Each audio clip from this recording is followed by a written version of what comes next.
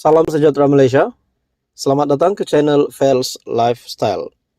Tuan-tuan dan puan-puan yang amat dihormati sekalian, satu artikel yang panas yang menyebut salah satu negeri yang dipimpin oleh PAS PN Terengganu.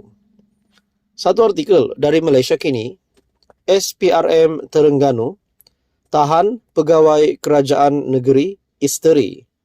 Berita sepenuhnya, Suruhanjaya Pencegahan Rasuah Malaysia SPRM Terengganu menahan seorang penolong pegawai tadbir kanan sebuah jabatan kerajaan negeri Terengganu dan isterinya kerana disyaki menyalahgunakan jawatan sejak 2021. Sejak 2021 hingga 2022. Menurut sumber, suspek disyaki memberi kira-kira 70 perolehan pembaikan kenderaan bernilai anggaran RM130,000 kepada syarikat milik isterinya. Suspek juga disyaki mengesyorkan kerja-kerja pembaikan kenderaan jabatan berkenaan kepada bengkel yang dimiliki oleh sebuah koperasi yang mana suspek merupakan ahli lembaga koperasi dan merangkap setiausaha jawatan kuasa perdagangan koperasi tersebut. Difahamkan, pasangan suami isteri berusia lingkungan 50-an itu ditahan di pejabat SPRM Negeri Terengganu semasa hadir memberi keterangan dan dijangka akan dibawa ke Mahkamah Magistrat Kuala Terengganu bagi permohonan reman. Sementara itu, pengarah SPRM Terengganu Hazrul Shazrin Abdul Yazid ketika dihubungi mengesahkan penahanan tersebut dan kes disiasat di bawah Seksyen 23 dalam kurungan 1 Akta SPRM 2009. Halo semua, salam sejahtera Malaysia. Tuan-tuan dan puan yang amat dihormati sekalian, setelah berakhirnya PRN, setelah kita dapat melihat keputusan 3 sama, akhirnya terdapat satu persoalan yang timbul dari rakyat Malaysia, kemana POM ataupun Proklamasi Orang Melayu yang dipimpin Tun Mahathir. Setelah kita melihat pada pilihan raya umum ke-15 yang lalu, kekalahan Tun Mahathir yang amat teruk, uang deposit tidak dapat dikembalikan, akhirnya Proklamasi Orang Melayu yang kita dapat lihat menyokong pembangkang PN. Tetapi pada PRN tidak ada satupun calon dari POM. Menurut satu ulasan dari Syahbudin.com, kemana Proklamasi Orang Melayu? Dalam sebuah artikel ataupun ulasan dari Syahbudin.com, selepas PRN berakhir, kemana Proklamasi Melayu? Ataupun kita boleh juga katakan ulasan ini, kemana Tun Mahathir pergi? Apa yang berlaku kepada Tun Mahathir? Ikuti saya dalam ulasan dari Syahbudin.com ini. Di sebalik keputusan PRN yang memperlihatkan PN, khususnya PAS, berjaya memperolehi majoriti undi Melayu. Dalam masa yang sama, ia juga adalah berita pedih buat Tun Mahathir Mohamad yang memperjuangkan Proklamasi Orang Melayu atau POM. Tanpa kelompok itu terlibat dalam kempen, cubaan meletakkan 17 nama sebagai calon tidak diendahkan. Tiada mana-mana pemimpinnya termasuk Tun Mahathir yang turun padang berkempen. Dan malah, Proklamasi Orang Melayu tidak pun menjadi sebutan sesiapa yang bertanding. Hakikatnya, Perikatan Nasional tetap berjaya meletakkan dirinya sebagai pencabar unggul kepada PHBN. Lalu kemana perjuangan POM, Proklamasi Orang Melayu selepas ini?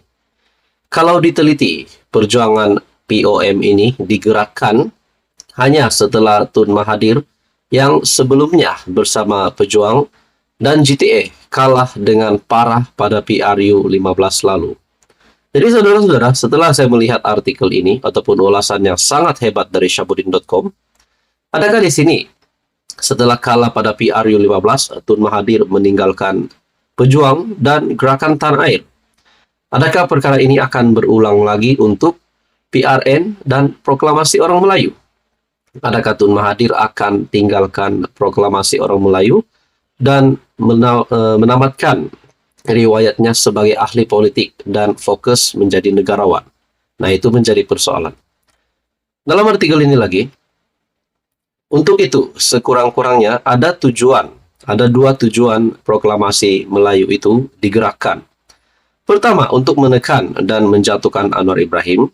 Kedua, untuk memperlihatkan Tun Mahathir masih relevan dalam politik negara, serta menjadikan dirinya ada tiket untuk bersama-sama dengan PN, yang merupakan satu-satunya blok pembangkang yang ada dalam negara ini. Berdasarkan keputusan PRU 15, di mana semua calon pejuang hilang deposit, Tun Mahathir sedar beliau tidak lagi boleh berjuang melalui blok ketiga, terutama dalam usahanya yang tidak pernah terhenti mahu menjatuhkan Anwar.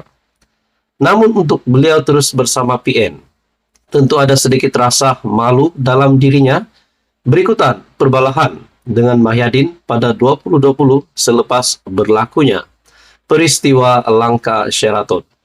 Setidak-tidaknya dengan menggagaskan proklamasi orang Melayu, rasa itulah yang akan terjadi setelah sedikit sebanyak menggerakkan proklamasi orang Melayu dengan pelbagai aktiviti. Pun begitu, berikutan Mahyadin kekal sejuk dan tidak menunjukkan jiwa sepenuh hati dalam pertemuan itu. Begitu juga dengan Hamzah selaku ketua pembangkang dan SU Agung PN Bersatu turut tidak berlebih-lebihan dalam memberi respon kepada proklamasi orang Melayu dan Mahathir. Sudahnya tidak apa-apa jalinan kerjasama yang berjaya terbina. Jadi saudara-saudara, adakah di sini Tun Mahathir ditolak sekali lagi? Dan akhir dari ulasan dari Syahbudin.com, apakah sebagai pilihan setelah tiada lagi pilihan, Tun Mahathir akhirnya akan menyertai PAS? Nah, itu menjadi persoalan. Saudara-saudara, menurut Anda, apa komen Anda dengan ulasan dari Syahbudin.com ini? Teruskan bersama di dalam channel ini untuk info yang seterusnya. Mohon bantu channel ini dengan menekan butang like, share, dan juga subscribe. Saudara-saudara, tuan-tuan dan puan-puan yang amat dihormati sekalian, berakhirnya pilihan raya negeri. Masih lagi ramai rakyat Malaysia, netizen yang bercakap tentang pilihan raya negeri, keputusan PRN, dan sebagainya. Ada yang kata berkaitan dengan UMNO BN yang kalah teruk pada PRN, walaupun bersama-sama dengan Pakatan Harapan, kepimpinan Kerajaan Perpaduan, Datuk Seri Anwar Ibrahim dan Ahmad Zahid Hamidi. Akhirnya ada yang berkata, adakah UMNO akan dirombak, adakah UMNO akan dibubarkan setelah kekalahan teruk, di mana ada juga ulasan yang menyatakan 3 sentimen yang menyebabkan kekalahan UMNO BN. Pertama adalah Najib Razak, kedua adalah berkaitan dengan Presiden UMNO, dan ada lagi sebab lainnya. Tuan-tuan dan puan, akhirnya Hishamuddin Hussein yang digantung keahliannya daripada UMNO membuat satu keputusan yang amat mengejutkan, dan ini gempar sekali. Dalam sebuah artikel dari Sinar Harian yang bertajuk "Sekarang baru dapat masa healing," kata Hishamuddin. Dah 30 tahun dalam dunia politik, sekarang baru dapat masa healing. Demikian kongsi bekas naib Presiden UMNO, Datuk Seri Hishamuddin Tun Hussein di akaun TikTok-nya pada Ahad. 2 gambar yang dimuat naik menunjukkan beliau berada di kawasan seperti padang pasir yang berbukit, namun tidak dinyatakan lokasinya. Beliau sebelum ini menyambut hari lahir ke-62 pada 5 Ogos lalu dan turut menzahirkan terima kasih kepada mereka yang memberikan ucapan dan mendoakan kesehatannya. Dalam pada itu, beberapa komen yang ditinggalkan pengguna media sosial berkenaan menarik perhatian, antaranya berharap beliau kembali semula dalam kepimpinan UMNO selepas tamat tempoh penggantungan. Tidak kurang juga ada yang menyatakan bahwa akar umbi parti masih menyokong dan berada di belakangnya. Hishamuddin digantung daripada UMNO selama tempo 6 tahun, bermula 27 Januari 2023 atau 2 penggal pemilihan Majelis Kerja Tertinggi Parti.